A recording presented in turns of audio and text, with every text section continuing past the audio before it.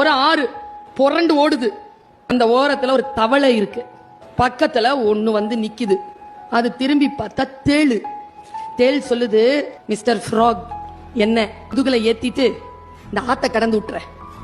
சொல்லுது, நான் மாட்டேன். தேள் கேட்டுச்சு, ஏன்?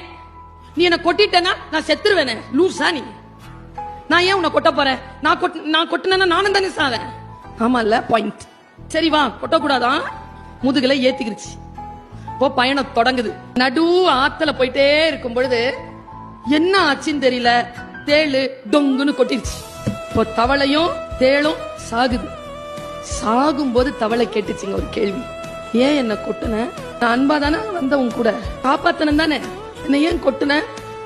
தேள் சொல்லிச்சான், நான் கொட்டணும்னு கொட்டல, கொட்டுறது என் இயல்பு. I was designed.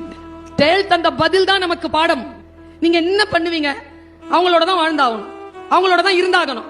அப்போ எப்படி புரிந்து கொள்வது? கல்யாணம் ஆகுதுல்ல உங்களுக்கு, உங்க ஃபர்ஸ்ட் டியூட்டியா நீங்க எடுக்கிறது என்ன தெரியுமா? பொண்டாட்டியை திருத்தணும். நீங்க என்ன டீச்சரா, அவன் ஆன்சர் ஷீட்டா திருத்துறதுக்கு? 30 வருஷம் ஆச்சு மேடம், என் பொண்டாட்டி என்னால திருத்தவே முடியல. உங்கள் மனைவி உங்கள் விழாவில் இருந்து உருவப்பட்டவள். விழா எலும்பு வளைந்துதான் இருக்கும், அதை நேராக்க முயற்சி செய்யாது, உடைஞ்சிரும். உங்க முதுகெலும்பு இல்ல, நெஞ்செலும்பு.